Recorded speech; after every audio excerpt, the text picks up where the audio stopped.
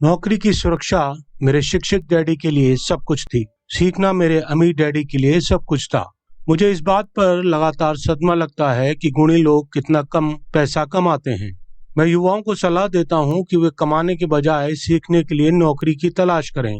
Robert T Kiyosaki ने अपनी book rich dad poor dad में ऐसा क्यों कहा है, आइए समझते हैं। नमस्कार दोस्तों, योर पेज रीडर चैनल पर आपका स्वागत है। मैं हूँ रविंद्र। आज आप इस वीडियो में देखने वाले हैं रॉबर्ट टी कियोसाकी द्वारा लिखित एक शानदार और life changing book rich dad poor dad book का रिव्यू और एक शॉर्ट समरी। यह बुक आपको क्यों पढ़नी चाहिए, इसके लिए मैंने इस बुक के चैप्टर 6 के कुछ अंश आपसे शेयर करना चाहूंगा, जिसे सुनकर आप ये अंदाजा लगा लेंगे कि ये बुक आपके जीवन को कैसे पूरी तरह से बदल सकती है। बुक के शीर्षक से ही आप समझ जाएंगे कि बुक हमें क्या बताना चाह रही है कि रिच डैडी और पुअर डैडी में क्या फर्क होता है। इस चैप्टर का शीर्षक है सीखने के लिए काम करें, पैसे के लिए काम ना करें। दोस्तों, अगर आपको रॉबर्ट टी कियोसाकी द्वारा बताए 1 से लेकर 5 तक के सबक या लेसन के बारे में नहीं पता है तो मैं आपको सलाह दूंगा कि आप उन वीडियोस को पहले अवश्य देखें। नहीं तो आपको रॉबर्ट टी कियोसाकी द्वारा बताए इस सबक या लेसन 6 को समझना मुश्किल रहेगा। उसका लिंक डिस्क्रिप्शन बॉक्स में दिया गया है। तो आइए लेसन 6 के वीडियो को शुरू करते हैं। रॉबर्ट कहते हैं कि सिक्योर जॉब गरीब डैडी के लिए सब कुछ थी, इसके विपरीत सीखना मेरे अमीर डैडी के लिए सब कुछ था।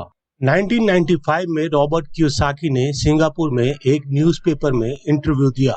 एक यंग फीमेल रिपोर्टर इंटरव्यू लेने आई थी और इंटरव्यू तुरंत शुरू हो गया।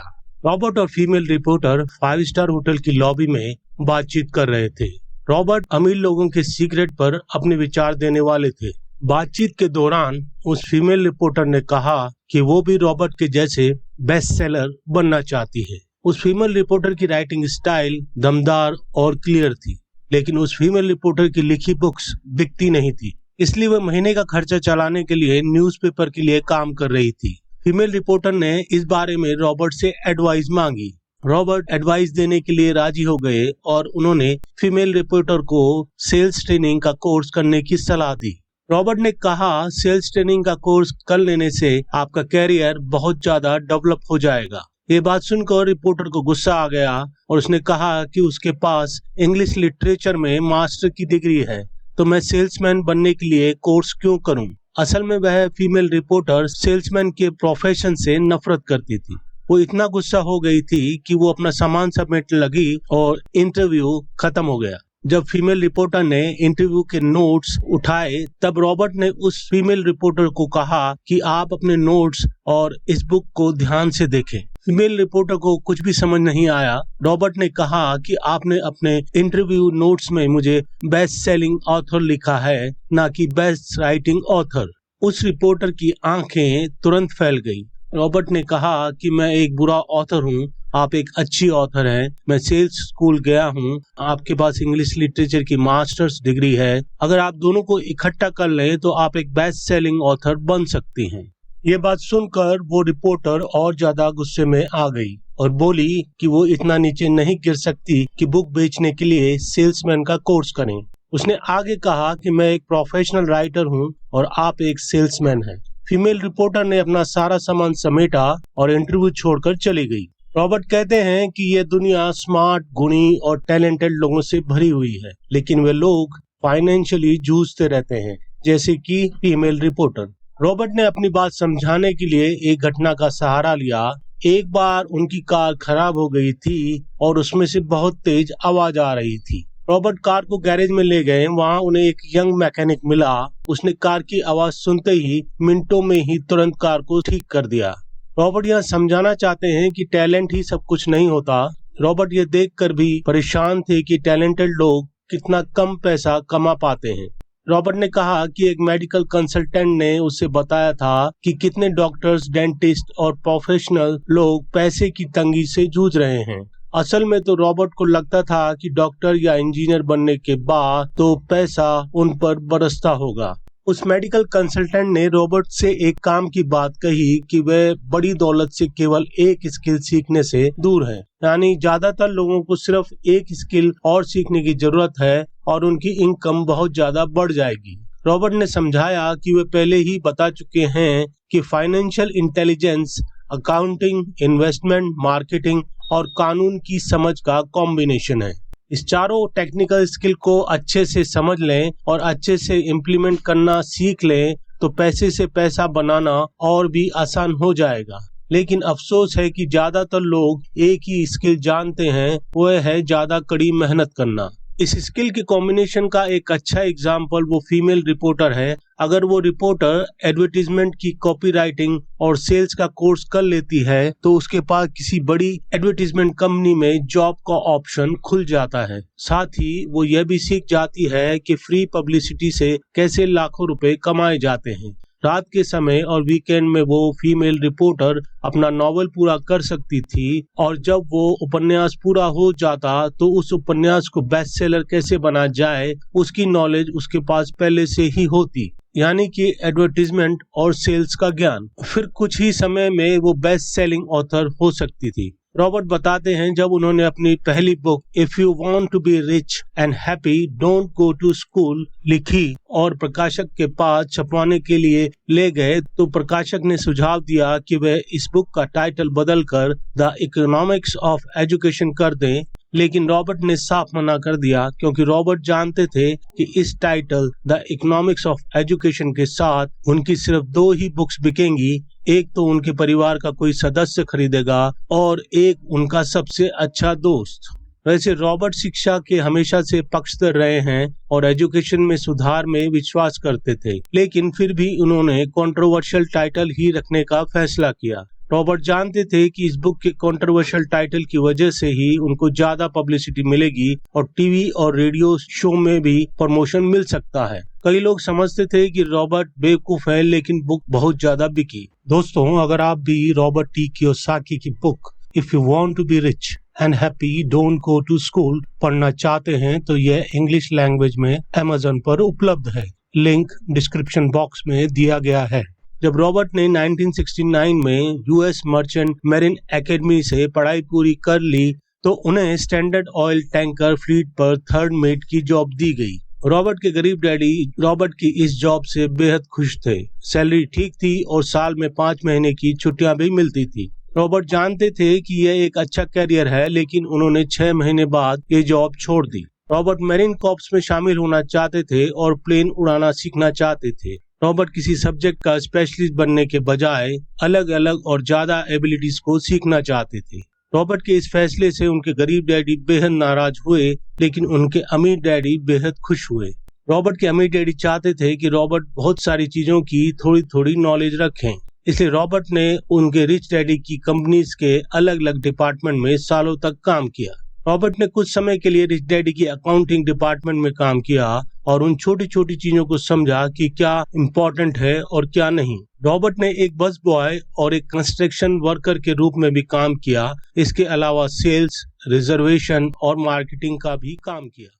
रॉबर्ट और माइक रिच डैडी की मीटिंग में जरूर हिस्सा लेते थे, जिनमें कि उनके अकाउंटेंट, ब्रोकर, बैंकर और वकील शामिल होते थे। वे चाहते थे कि वे उनके एम्पायर के बारे में थोड़ी थोड़ी जानकारी रखें। जब रॉबर्ट ने स्टैंडर्ड ऑयल की बढ़िया सैलरी वाली जॉब छोड़ी थी तो उनके गरीब डैडी जॉब छोड़ने के पीछे के कारण को समझ नहीं पा रहे थे, क्योंकि वो जॉब बहुत अच्छी थी और उसमें सैलरी और सुविधाएं भी बहुत अच्छी थी, प्रमोशन के चांसेस भी अच्छे थे और छुट्टियां भी बहुत मिलती थी। रॉबर्ट अपने गरीब डैडी को नौकरी छोड़ने के कारणों को समझा ही नहीं पाए, क्योंकि उनके गरीब डैडी के हिसाब से जॉब में सिक्योरिटी ही सब कुछ थी और मेरे अमीर डैडी के अनुसार सीखना ही सब कुछ है। रॉबर्ट के गरीब डैडी सोच रहे थे कि रॉबर्ट शिप्स ऑफिसर बनने की ट्रेनिंग लेने स्कूल गए थे, लेकिन उनके अमीर डैडी को पता था कि रॉबर्ट इंटरनेशनल बिजनेस को सीखने के लिए स्कूल गए थे। तो रॉबर्ट एक अच्छे स्टूडेंट की तरह यूरोप जाने वाले ऑयल टैंकर्स और पैसेंजर शिप्स पर काम करते रहे। रॉबर्ट के अमीर डैडी इस बात पर जोर दे रहे थे कि रॉबर्ट यूरोप की तरफ जाने वाले शिप्स की बजाय पैसिफिक ओशन की तरफ जाने वाले शिप्स पर ध्यान फोकस करें, क्योंकि भविष्य के देश एशिया में हैं। जब अधिकतर लोग पार्टीज में बिजी होते थे, तब Robert Japan, Taiwan, Thailand, Singapore, Vietnam, Korea और फिलीपींस में बिजनेस लोगों और बिजनेस करने के स्टाइल और कल्चर के बारे में जानकारी हासिल कर रहे थे। रॉबर्ट ने मेरीन कॉर्प की जॉब इसलिए ज्वाइन की ताकि वह ट्रूप का लीडर बनना सीख सकें, ताकि वे सीख सकें कि लोगों से काम कैसे करवाया जाता है। रॉबर्ट ने 3 साल तक आर्मी में काम किया और इस लीडरशिप एबिलिटी से उन्हें बाद में अच्छा फायदा पहुंचाया, चाहे सामने कोई भी बिजनेस रहा हो। बिजनेस में अच्छा लीडर होना बेहद जरूरी है, नहीं तो आप पर पीछे से भी गोली चलाई जा सकती है, जैसे कि अक्सर बिजनेस में होता है। 1973 में रॉबर्ट ने अपने कमीशन से इस्तीफा दे दिया और जीरोक्स कंपनी में सेल्समैन की जॉब करने लगे। रॉबर्ट ने इस कंपनी में इसलिए जॉब की क्योंकि वे एक शर्मीले आदमी थे और सेल्स का टॉपिक उन्हें सबसे डराने वाला टॉपिक लगता था। जीरोक्स कंपनी उस समय देश में सबसे बेहतरीन सेल्स ट्रेनिंग प्रोग्राम में बहुत बढ़िया कंपनी मानी जाती थी। अमीर डैडी उनके इस निर्णय से बेहद खुश थे, जबकि उनके गरीब डैडी सेल्समैन की जॉब को नीचे के स्तर की जॉब मानते थे। रॉबर्ट ने जीरोक्स कंपनी में 4 साल तक काम किया, जब तक कि उन्हें दरवाजे खटखटाने और रिजेक्शन किए जाने के डर से मुक्ति नहीं मिल गई। जब रॉबर्ट कंपनी के टॉप 5 सेल्स पीपल में आने लगे तो उन्होंने फिर रेजिग्नेशन दे दिया और आगे बढ़ गए।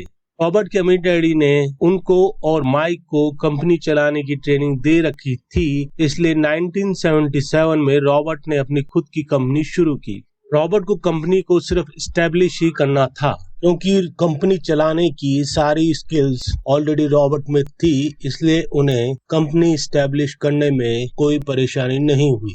रॉबर्ट की कंपनी का पहला प्रोडक्ट था नायलॉन और वेलक्रो वॉलेट। रॉबर्ट का यह प्रोडक्ट फार ईस्ट में तैयार होता था और वो उसे न्यूयॉर्क के एक वेयर हाउस तक शिप करवाते और बेचते थे।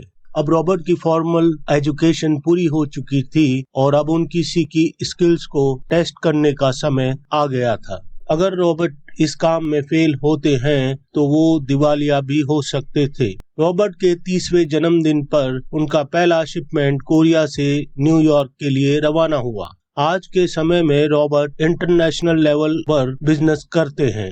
रॉबर्ट कहते हैं कि इस दुनिया में ज्यादातर लोग सिक्योर जॉब पाने और शॉर्ट टर्म में सैलरी और बेनिफिट पर ज्यादा ध्यान देते हैं और उसके लिए कड़ी मेहनत करते हैं।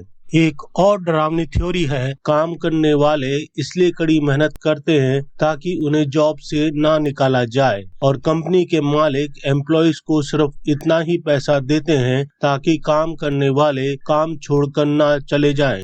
और ज्यादातर नौकरियों की यही सच्चाई है। रॉबर्ट कहते हैं इसके बजाय लोगों को ऐसी जॉब खोजनी चाहिए जहां वह उन स्किल्स और एबिलिटी को सीख पाएं जिनकी जरूरत उन्हें बाद में पड़ेगी। ज्यादातर लोग ये देख ही नहीं पाते कि वे किस दिशा में जा रहे हैं, क्योंकि वे लोग अपने अगले सैलरी चेक से आगे देख ही नहीं पाते। अपनी बुक द रिटायरमेंट मिथ में क्रेग एस कार्पेल लिखते हैं कि कई प्रकार की चुनौतियां रिटायर होने वाले अधिकतर लोगों का इंतजार कर रही होती हैं और इस रिटायरमेंट से मिलने वाले बेनिफिट्स की वास्तविकता एक डरावनी तस्वीर पेश करती है। दोस्तों, अगर आप भी क्रेग एस कार्पेल की बुक द रिटायरमेंट मिथ पढ़ना चाहते हैं तो यह इंग्लिश लैंग्वेज में Amazon पर उपलब्ध है। लिंक डिस्क्रिप्शन बॉक्स में दिया गया है। रॉबर्ट सभी को लॉन्ग टर्म सोचने की सलाह देते हैं। वे पैसे और सिक्योरिटी की खातिर काम करने के अलावा उन्हें दूसरी जॉब भी करने की सलाह देते हैं जो उन्हें एक नई स्किल सिखा सके। अगर वे सेल्स टेक्निक सीखना चाहते हैं तो किसी मल्टी लेवल मार्केटिंग कंपनी में जॉब ढूंढें ताकि सेल्स में हुनर सीख सकें। इन कंपनीज के सेल्स ट्रेनिंग प्रोग्राम्स बहुत ही बढ़िया होते हैं जो सीखने वाले के मन से झिझक और नाकामयाब होने का डर निकाल देते हैं, जो कि लोगों के फेल होने का एक मुख्य कारण होता है। कई लोग इस एडवाइस को पसंद नहीं करते क्योंकि इसमें उन्हें झंझट दिखता है और वो किसी भी तरह के परिवर्तन के लिए तैयार नहीं होते।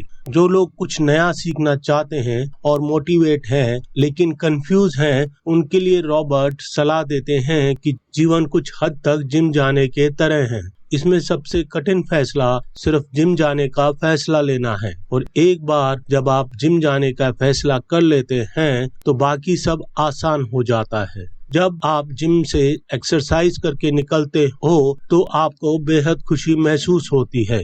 अगर आप कोई नई स्किल सीखने में इंटरेस्टेड नहीं हैं तो आपको अपनी जॉब के किसी डिपार्टमेंट में एक्सपर्ट बनने पर ध्यान केंद्रित करना चाहिए।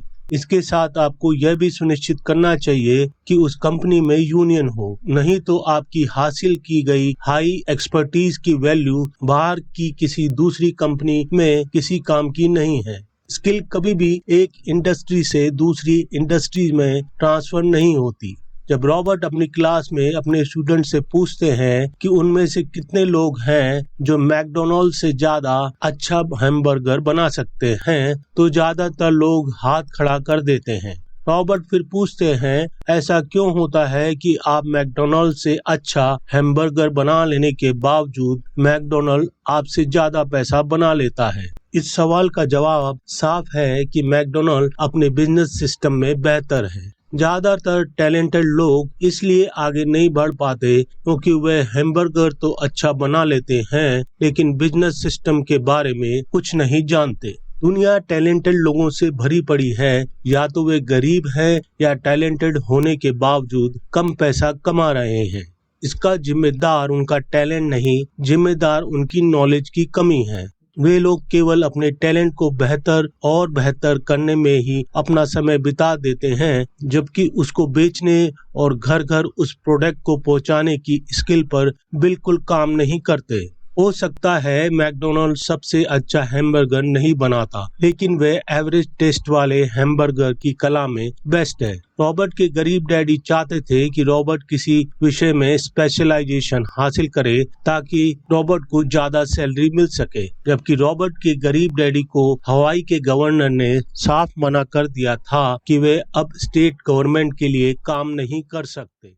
इसके बावजूद गरीब डैडी रॉबर्ट को स्पेशलाइजेशन हासिल करने के लिए एनकरेज किया करते थे। रॉबर्ट के गरीब डैडी यह नहीं समझ पा रहे थे कि जितने आप किसी सब्जेक्ट में स्पेशलाइजेशन हासिल करते जाते हैं, आप उतने ही उस जाल में फंसते जाते हैं और उस स्पेशलाइजेशन पर पूरी तरह से डिपेंडेंट हो जाते हैं। इसके विपरीत रॉबर्ट के अमीर डैडी रॉबर्ट और उनके दोस्त माइक को सलाह दिया करते थे कि खुद को ग्रो करें और बिजनेस के अलग अलग सब्जेक्ट की इंफॉर्मेशन को हासिल करें। ज्यादातर बड़ी कंपनी यही करती हैं, वे बिजनेस स्कूल के यंग और टैलेंटेड स्टूडेंट को चुन लेते हैं और उन्हें इस प्रकार तैयार करते हैं कि बाद में वो कंपनी की जिम्मेदारी को संभाल सके।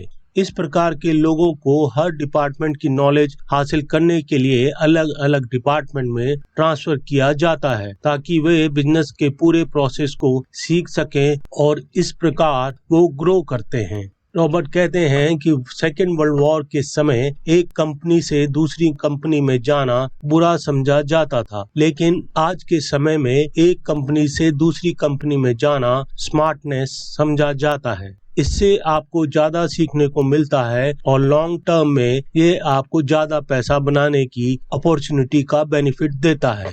सक्सेस होने के लिए जो प्रमुख मैनेजमेंट स्किल की जरूरत होती है, उनमें पहली है कैश फ्लो का मैनेजमेंट, दूसरा सिस्टम का मैनेजमेंट और तीसरा लोगों का मैनेजमेंट। इन सबसे इम्पोर्टेंट स्किल होती है सेल्स और मार्केटिंग की समझ। सेल्समैन की पर्सनल क्वालिटीज इसमें बहुत इम्पोर्टेंट है। इसमें आपको दूसरे आदमी के साथ कम्युनिकेशन में माहिर होना चाहिए, चाहे आपके सामने घर का ही कोई सदस्य क्यों ना हो। कम्युनिकेशन स्किल में आपको लिखना, बोलना और सौदेबाजी करना सक्सेसफुल होने के लिए बहुत इम्पोर्टेंट है। इन सभी स्किल्स पर रॉबर्ट लगातार इम्प्रूव करने के लिए काम करते रहते हैं। इन स्किल को इम्प्रूव करने के लिए रॉबर्ट कोर्सेज ज्वाइन करते थे या एजुकेशनल टेप खरीदते थे। सेलिंग और मार्केटिंग स्किल ज्यादातर लोगों के लिए मुश्किल होती है, विशेषकर उन लोगों के लिए जो रिजेक्शन से डरते हैं। आप जितना ज्यादा कम्युनिकेशन स्किल, सौदेबाजी या बार्गेनिंग करने में और रिजेक्शन के डर को जितना ज्यादा संभालने में बेहतर होते हैं, लाइफ उतनी ही ज्यादा आसान होती जाती है। किसी एक स्किल में स्पेशलाइजेशन करने के अपने कुछ फायदे और कमजोरियां होती हैं। आप जितने ज्यादा स्पेशलाइज्ड होते जाएंगे, उतने ही आप फंसते जाएंगे। रॉबर्ट कहते हैं यह वैसा ही है जैसे कि कोई प्रोफेशनल एथलीट को अगर चोट लग जाए या वो दौड़ने के लिए बूढ़ा हो जाए तो उनकी अच्छी इनकम बंद हो जाती है और वे अपने लिमिटेड स्किल के सहारे ही जिंदा रहते हैं। रॉबर्ट के गरीब डैडी को जब जॉब से हटा दिया गया तब उन्हें महसूस हुआ कि वे कितने बड़े रिस्क में थे। रॉबर्ट के अमीर डैडी उन्हें और माइक को हमेशा सभी चीजों के बारे में थोड़ी थोड़ी जानकारी रखने के लिए मोटिवेट करते थे। वे हमेशा रॉबर्ट और माइक को ऐसे लोगों के साथ काम करने के लिए मोटिवेट करते थे जो उनसे ज्यादा स्मार्ट थे। इसके अलावा वे ये भी चाहते थे कि वे स्मार्ट लोगों से एक टीम के रूप में काम करवाना सीखें। टेक्निकल रूप से स्पेशलिस्ट बनने के लिए कुछ मजबूत और कमजोर पहलू होते हैं। टेक्निकल रूप से एक्सपर्ट लोग कम्युनिकेशन स्किल की कमी के कारण ज्यादा पैसा नहीं कमा पाते। यह उस फीमेल रिपोर्टर के जैसा ही है जो कि लिखने की कला में तो माहिर थी लेकिन उसमें सेलिंग स्किल नहीं थी, इसलिए वो ज्यादा बुक्स नहीं बेच पाती थी। रॉबर्ट आगे कहते हैं कि हमें एक अच्छा स्टूडेंट और टीचर बनना सीखना चाहिए। अमीर बनने के लिए आप कुछ लेने के अलावा आप में देने की भी काबिलियत होनी चाहिए। रॉबर्ट के दोनों डैडी उदार थे और उन्होंने देने के प्रिंसिपल के रूल को फॉलो किया था। एजुकेशन देना उनके लिए एक तरीका था, लेकिन पैसे देने के मामले में दोनों फादर्स में फर्क था। रॉबर्ट के अमीर डैडी बहुत सा पैसा दान करते थे, जिनमें चर्च, चैरिटेबल ऑर्गेनाइजेशन और उनकी फाउंडेशन शामिल है। उन्हें पता था कि पैसा हासिल करने के लिए पैसा देना होता है। पैसा देना ज्यादातर अमीर फैमिलीज का सीक्रेट है। इसलिए रॉकफेलर फाउंडेशन और फोर्ड फाउंडेशन जैसे ऑर्गेनाइजेशन काम कर रहे हैं। यह ऑर्गेनाइजेशन उनके पैसे को लेते हैं और उस दौलत को बढ़ाते हैं और लगातार बांटते रहते हैं। रॉबर्ट के गरीब डैडी हमेशा उनसे कहते थे जब उनके पास एक्स्ट्रा पैसा होगा तो वे उसे दान में देंगे, लेकिन समस्या यह थी कि उनके पास कभी भी एक्स्ट्रा पैसा आया ही नहीं। इसलिए रॉबर्ट के गरीब डैडी ज्यादा पैसा कमाने के लिए ज्यादा मेहनत करते रहे और उस रूल को भूल गए कि दो और पैसा आपको अपने आप मिल जाएगा। इसके बजाय रॉबर्ट के गरीब डैडी ये यकीन करते रहे कि पहले लो और फिर दो। रॉबर्ट कहते हैं कि उन पर दोनों फादर्स की विचारधारा का प्रभाव है। रॉबर्ट की एक विचारधारा कट्टर कैपिटलिस्ट की है जो कि पैसे से पैसा बनाने के खेल को पसंद करता है। रॉबर्ट की दूसरी विचारधारा सोशली एक जिम्मेदार टीचर की है जो अमीरों और गरीबों के बीच बढ़ते फाइनेंशियल खाई से चिंतित है। रॉबर्ट इसके लिए बरसों पुराने एजुकेशन सिस्टम को जिम्मेदार मानते हैं। इसी के साथ हमारा अमीर डैडी बनने के लिए रॉबर्ट का लेसन नंबर 6 यहाँ पर खत्म होता है। रॉबर्ट कियोसाकी द्वारा पैसों को लेकर समझाई गई लेसन 6 की कुछ महत्वपूर्ण बातें जो आपको अवश्य जाननी चाहिए। नंबर 1, जॉब की सुरक्षा ही रॉबर्ट के एजुकेटेड डैडी या गरीब डैडी के लिए सब कुछ थी और सीखना उनके अमीर डैडी के लिए सब कुछ था।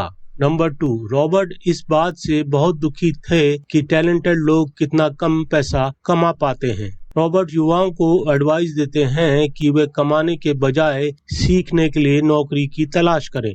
नंबर 3, रॉबर्ट के अनुसार जीवन काफी कुछ जिम जाने जैसा है। इसमें सबसे कठिन फैसला सिर्फ जिम जाने का निर्णय लेना है और एक बार जब आप जिम जाने का फैसला कर लेते हैं तो चीजें बहुत ही आसान हो जाती हैं।